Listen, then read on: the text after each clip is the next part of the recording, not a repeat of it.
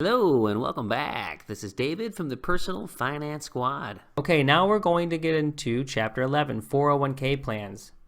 We talked about this throughout the budget chapters, and we saw Jasper contribute and also make adjustments to the plan. But what was not outlined in those chapters is exactly how 401k plans work. So now we're going to dedicate an entire chapter to explaining how they work and how to take advantage of them. So let's get going here and let's talk about what we see right in front of us is that this is considered an investment strategy. This is a sponsored plan in which you directly put money from your paycheck into specified investments as a source of retirement. And for most people, this is going to be their number one source of retirement income. So let's look at the basics here, and we can see that it is a very simple investment strategy. And we said it's the best financial vehicle that most people will have. This is because you know what your income is going to be in your net pay. You know you have taxes coming out. You might have pre-tax with medical and things of that nature. And the 401k is the same way in that you've already elected to put the money in there. And that means you know the money is coming out, but you are used to your paycheck. And it becomes a little out of sight, out of mind, which is a very good thing in this case. Let's look at a few advantages. We can see that 401k contributions are taken from a pre-tax basis, and this is exactly what we like. We've always talked about pre-tax, anything we can do, because that puts more money in your pocket and not someone else's. And we can see on a relative basis, which we'll show down here in a few minutes, that it increases your take-home pay.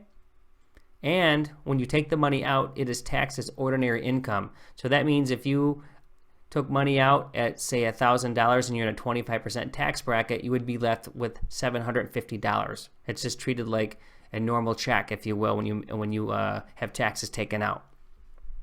But now there are some restrictions. You cannot take money out before age 50 and a half in most cases.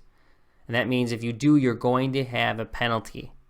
And that means you're going to pay tax. So if you took out that $1,000, you're going to be taxed 25%, right? And you're going to have to pay this $250. That's going to be part of a tax bill. But it gets even worse because then you'll have a 10% penalty on the gross amount. So if you took out $1,000, you're going to have to pay $100 straight up. That's just going to come right out of your account. And that lowers your balance. So with all impulses, do never do this unless you have to. You never want to take out of a 401k unless you are dire straits, because it is just too costly for you to do it, and it took too much effort for you to get the money in there. And they put that in there for a reason. They want you to leave it in there. They want it to build. They want you to have a source of retirement, because outside of that, the only other thing is Social Security. And you are probably going to need more than Social Security to retire on. Let's go down here a little bit. And we said here's a base example. And we say, let's just say that you were paid $2,000 as a gross income, and you are taxed at that 25%. And then you decide to put in 10% to your 401k. And you can see as we break down the numbers here, you can see that $2,000 multiplied by 10% is $200, so that's your contribution. And then as we run the numbers, you see, because it's pre-tax, it is taken off the gross income, leaving $1,800, which is multiplied by the 25%, and ultimately that leaves a $1,350 take-home pay. Now, if you decided not to go into a 401k and just ran straight up 25% off your gross pay, that would leave you with $1,500. So we can see here that is a $150 difference. You will have $150 more of take-home pay.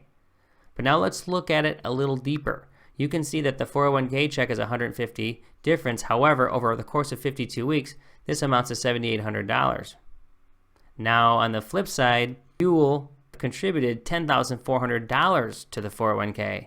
That's that hidden money. So really what happens is the difference really is $2,600. You may have less here every month, right? This 150. So you're saying really, there's the 78, and then here is the 10.4, and again we say that's $2,600, but that $2,600 is not lost.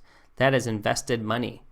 So yes, your take-home pay is lower, but you also are getting the advantage of putting your money away to your retirement, and that is the benefit and the beauty of having money that is withdrawn pre-tax. Now let's go down here real quick, and we see that what we're talking about here is a defined contribution.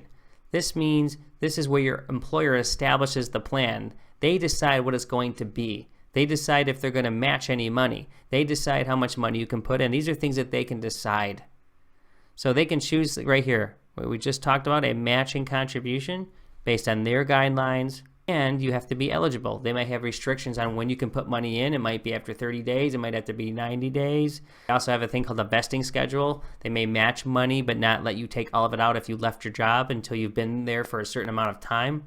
And we will get into that. And these subsequent chapters, we're going to talk about every piece to a 401k plan so you understand the best way to get the most out of your money and to make sure that you keep it with you to your best ability and where it goes and how to manage it.